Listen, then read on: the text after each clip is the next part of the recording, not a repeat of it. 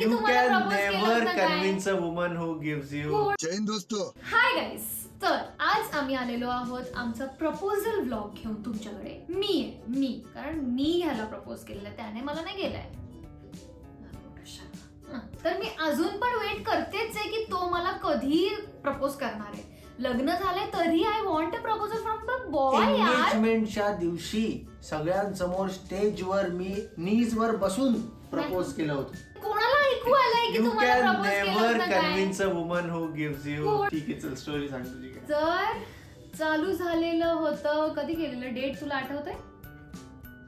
हो, काय बोल. 8 मार्च. हो. अच्छा 8 मार्चला. Stupid fellow. त्याला प्रपोज कधी केलं ते पण त्याला आठवत नाही. लग्नाचा डेटच आठवत नव्हता. अरे व्हॅलेंटाईन्स डे कळेल. व्हॅलेंटाईन्स डे वर प्रपोज केलेलं. Valentine's day. I am sorry, I was testing you actually की तुला आठवण आहे की.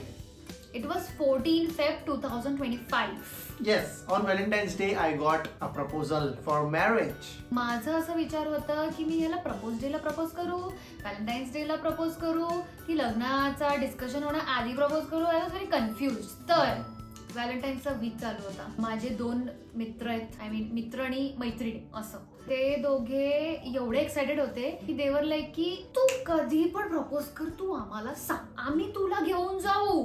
जिथे प्रपोज करायचं तू तिथे चल, आम्ही तुला घेऊन जाऊ. आय एम लाईक वाव, असे मित्र पाहिजे तो आयुष्यात. खरंच 2 असेल तर 2 चालेल. माझे मित्र तुम्ही बघत असाल तर तुम्हाला फोन नाही उचलत माझे मित्र कधी कधी.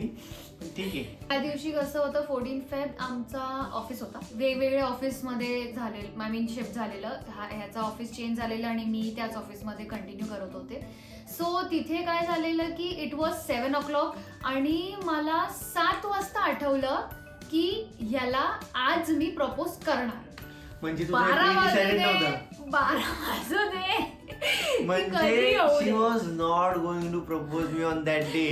She suddenly remembered, oh, I have a boyfriend. Nahi, Not it boyfriend, was- I have a fiance. It So I was have like to propose. it was like की आता वेळ झालेली आहे 7 आणि ह्याला मला मधल्या रस्त्यातच असं पकडायला लागेल प्रपोज करण्यासाठी. हा. कारण मी त्याच्या कॉन्टेक्स्ट देतो, जागेपर्यंत कॉन्टेक्स्ट पोचता देतो. पोचता 7 वाजता हिचं ऑफिस संपतं आणि 7 वाजता माझंही ऑफिस संपतं. तर मी निघतो गोरेगाववरून, ही निघणार होती ठाण्यावरून. नाव आय डोंट नो की ती निघाली आहे आणि तिला मला माहिती करून द्यायचं पण नव्हतं. आणि मध्येच कुठेतरी हायवेवर she wanted to propose me in that Jannat style. जन्नतमध्ये कसं त्यांनी हिमेश रेशमी आहे ना, नाही सॉरी, इम्रान हाशमीने ते जरासी दिल में वगैरे गाडी बिडी अशी सिग्नलवर थांबून कसं प्रपोज केलं तसं. कारण त्या मला बाईला कसं propose. माझं ते एक लहानपणाचं ड्रीम होतं यार की Okay. म्हणजे मला तसा कोणीतरी म्हणजे प्रपोज करावं. पण माझ्यासाठी तसं कोणी गेलं नाही तर आता काय करू. मीच इम्रान हाशमी बनले आणि मी त्याला प्रपोज केला तसा. तर let me start with the story असं बोललो फर्स्ट. का इम्रान हाशमी बोलले काय वेगळं. अरे तसं नाही, प्रपोजल साठी. सो मी माझ्या फ्रेंडला 7 वाजता त्याला कॉल केला. आपल्याला आता जायचंय, आपल्याला त्याला ऑन द वे पकडायला लागेल आणि आपण काय ना काहीतरी जुगाड करून आपण घेऊ, फुलं बिलं जे काय असेल ते घेऊ. भाई रिंग त्याच्यासाठी ऑर्डर केलेला जीवावरून. तर ते ऍक्च्युली ऑलरेडी माझ्याकडे आलेला. I mean I had decided की मी प्रपोज डेला त्याला प्रपोज करणार आहे, पण ते झालं नाही कारण की डिस्टन्ससाठी आणि वेळ नाही, काहीतरी रिझन झालेलं, तर ते घडलं नाही. तो मी डिसाईड केलं की मी व्हॅलेंटाईन्स डेला तर करणारच. मग मी माझ्या फ्रेंडला मग त्या दिवशी फोन केला. त्याला बोलले की तू आता चल माझ्यासोबत, कारण की आपल्याला गाडी काढायला लागेल आणि त्याला मध्य रस्त्यावर पडायला लागेल. नवी मुंबईला त्याचा ऑफिस आहे. तिथून तो ट्रेन पकडून फटाफट आला माझ्या घराखालती. आणि आय हॅव नो आयडिया आतापर्यंत मला माहित नाही येणार आहे वगैरे. हिचा फोन पण अजून आला नाही. त्या दिवशी काय झालेलं, मी ह्याच्यासोबत मुद्दाम मांडले की म्हणजे ह्याला कळेल की म्हणजे हा ही तर काहीतरी येणारच नाही, भांडते. मुद्दाम मांडले. मग नंतर काय झालं की माझा फ्रेंड आला, फटाफट आला आणि तेव्हा वाजलेला आय थिंक 7:45 वाजून गेलेला. तेव्हा तो माझ्या घराखाली येऊन फटाफट मी सगळे सामान घेऊन त्याच्या गाडीत बसले आणि ज्या स्पीडने आम्ही गेलो माझेवाडापासून ते फाउंटन पर्यंत, आम्ही लिटरली 20 मिनिटात पोहोचण्याच्या ऐवजी आम्हाला 45 मिनिट्स लागले. कारण की ॲज युजल तिकडचा जो ट्रॅफिक असतं ते गायमुखचा जो ट्रॅफिक आहे, पेशन्स टेस्ट केला माझा, पेशन्स, लिटरली पेशन्स टेस्ट केला की म्हणजे आता, आणि ह्याच्यासोबत मला अजून भांडायला लागलेला ताकी ह्याला म्हणजे राग येऊ दे थोडासा आणि तो जरा एका साईडला थांबून माझ्याशी बोलेल तर मग जरा 20 मिनिटं तिथेच जाईल त्याचा, की म्हणजे तो घरापर्यंत पोहोचणार नाही. कसं असतं ते आयफोन टू आयफोनचं ते एक लोकेशन आम्ही शेअर करतो, तर मग ते दिसतं की कसं कुठे आहे वगैरे, because this we keep for our emergency cases, की म्हणजे काही जर प्रॉब्लेम असलं तर ऍटलीस्ट आम्हाला कळेल की लोकेशन कुठे आहे. लोकेशन पण ऑफ करून ठेवलेला माझा, घरातूनच ऑफ करून निघालेले, तर त्याला नोटिफिकेशन पण नाही आलेलं की मग घरातून निघाली आहे म्हणून. खूप दूर पोहोचला, खूप, it was like more 20 minutes away. तर तिथे तो थांबला आणि माझ्याशी बोलत होता भांडून. मग नंतर मी त्याला थोडं गंडवलं इथे तिथे हे बोलून की म्हणजे जरा थांब, मी काहीतरी एक ऑर्डर केलंय, तू ते जे नवीन फाउंटनचा हॉटेल बनवलंय ना त्या साईडला तू ये परत युटर्न मारून, कारण की तुझ्या फ्रेंड्सना मी तुझ्यासाठी एक सरप्राईज ठेवलेला आहे. त्याच्या फ्रेंड्सना पण मी त्या दिवशी फोन केलेला आणि दोघांनी माझ्या तोंडावर फोन कट केला, उचलण्याआधीच कट केला त्याने. मला काय माहिती तुझे फ्रेंड्स आहेत ते. मग नंतर मी त्यांना मेसेज केला की बाबा बाई इम्पॉर्टंट आहे, अर्जंट, तुम्ही उचला माझा फोन. दोघांनी उचलला. नंतर एकाने बोलला की अरे यार तू मला सकाळी बोलली असतीस, मग मी काहीतरी जुगाड करून निघालो असतो ऑफिसमधून, मी अजून ऑफिसमध्येच आहे. 9 वाजत होते तेव्हा तो ऑफिसमध्येच होता. रात्रीचं चाललंय सगळं. आता मी काय करू, आता गंडलंय हे सगळं गोष्ट. मग मी त्याला बोलले एक काम कर, तू त्याला फोन कर आणि तू त्याला सांग तू ह्या ठिकाणी थांब, मी तिथेच आलो, ते श्रेयाने काहीतरी पाठवलंय ते तुला द्यायचंय, काहीतरी सरप्राईज आहे असं, तर तू ये इथे. मी तिकडे 1 तास तिकडे थांबलेलो. And I have no update about where she is, where my friend is. जय त्याचं नाव आहे, तो येणार होता, तो पण नाही होता तिकडे, काहीच नाहीये. तिला मी फोन केला, तू थांब तिकडे, मी इकडे 15 मिनिटात तुला मिळेल.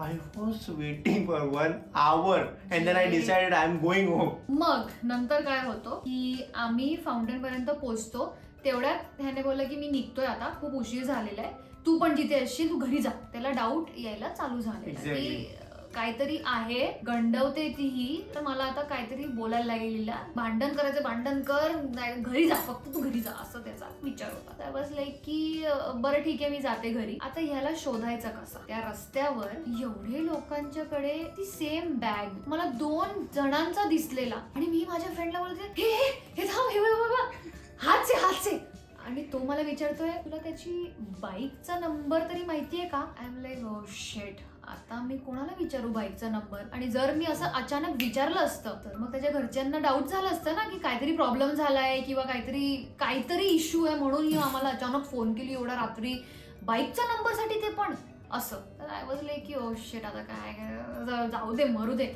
मग नंतर माझा बुद्धी चालला, त्यावेळी माझा लोकेशन बंद आहे माझ्या फोनमध्ये, पण त्याचं तर चालूच आहे ना, तर मी ते ट्रॅक करू शकते की तो कुठे आहे नेमकं. त्यात मी बघायला चालू केलं की हा नेमकं कुठे पोहोचलाय, किती डिस्टन्स मध्ये आहे आमच्या गाडी पासून तो. आता त्यात पण इश्यू अशी होत होती की इंटरनेट लॅग होतोय, थोडं पुढे मागे झालाय आमचा, म्हणजे आम्ही पुढे गेलोय, हा पुढे गेला, आम्हाला कळतच नाहीये. एक मुलगा आम्हाला बाईकवर दिसला आणि सेम ह्याच्यात सारखा, बॉडी लँग्वेज तशीच होती, बॅग पण त्याने तशीच घातलेली, गोराच तसा, आणि चप्पल पण तसेच घातलेले, कपडे पण तसेच, हाच येतो. मग तेवढ्यात आम्हाला, मी ना असं विंडो ओपन करून मी बघायला जात होते की नेमकं तोच की नाही. बघितलं भाई कोणतरी वेगळाच अंकल आहे. मी बोलले भाई पळो. तू मला ओळखलंच नाही आणि प्रपोज करायला चालली. अरे कारण की हेल्मेट पण सेम होता यार, तर मला वाटलं की भाई तूच आहेस, पण तू नव्हताच ते. मग मी काय करू, असं सब लोग ऐसे सेम हेल्मेट मत खरीदो यार इसके जैसे, कन्फ्युज हो जाते हम. तेवढ्यात ते लोकेशन आमचं रिफ्रेश झाला, तर त्याच्यात करंट लोकेशन त्याचं होतं की आमच्या गाडीतून फक्त 1 किलोमीटर म्हणजे 500 मीटरच्या दुरीवरच येतो. मग नंतर जेव्हा तो दिसला, त्या 500 मीटरच्या दुरीला आम्ही जरा कव्हरअप केलं ते, आणि तो दिसला मला. मग मी माझ्या फ्रेंडला सांगितलं, माझ्या फ्रेंडचं नाव होतं सिद्धेश, होता म्हणजे तो आहे अजून. तर सिद्धेश, त्याला पण थँक्यू, त्याने मला खूप मदत केली यावेळी. त्याने फटाफट फास्ट चालवली गाडी आणि तो घेतला त्याने गाडी पुढे, आणि मी त्याला सांगितलं की डायरेक्ट डायरेक्ट त्याच्या बाईकच्या असा असा ओव्हर, म्हणजे अशी त्याची बाईक असावी आणि आपण गाडी घेऊन असा मारायचा त्याला.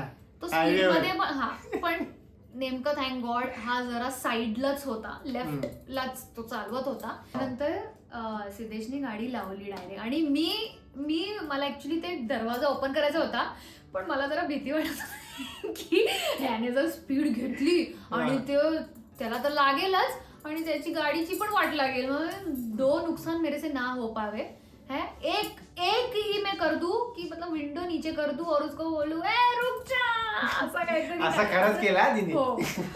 आणि मग नंतर त्यात काय झालं की तसं विंडो खालती घेतलं आणि त्याने बघितलं मला की ही बाई ही मुलगी वेडीच आहे बाई, म्हणजे हिला घरी, मला वाटलं घरी आहे ही, पण ही इथपर्यंत पोहोचली रात्री 9:30 वाजता आणि काय हरकती करते.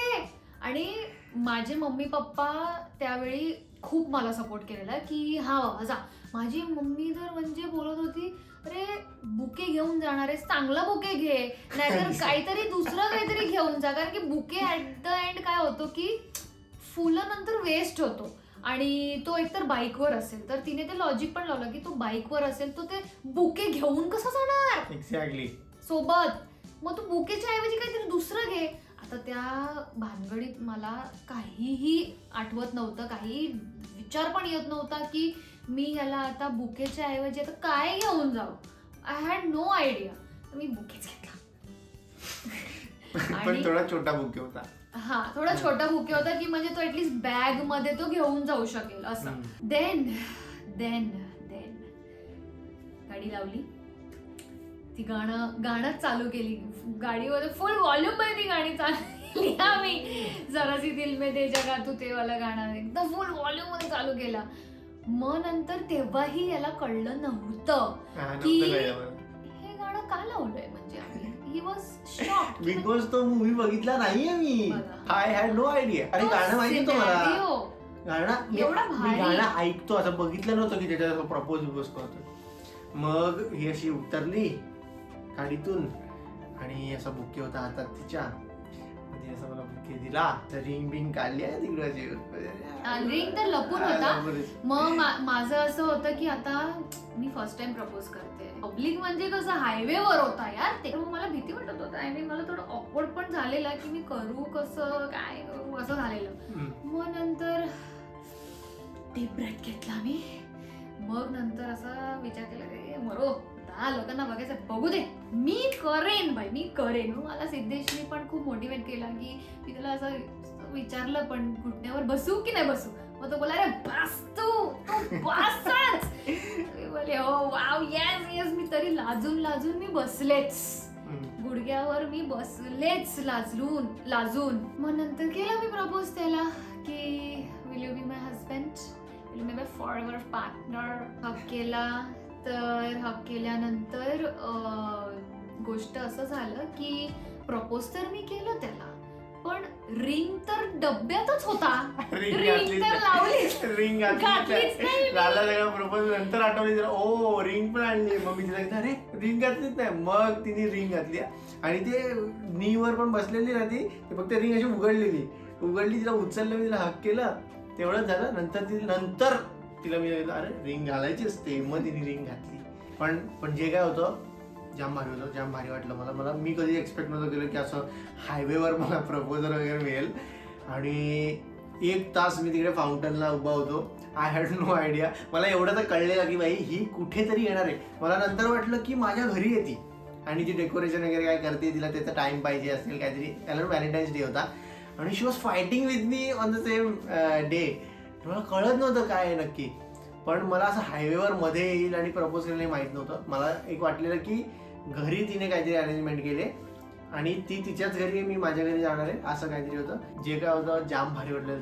That feeling of you know I just can't explain it in words.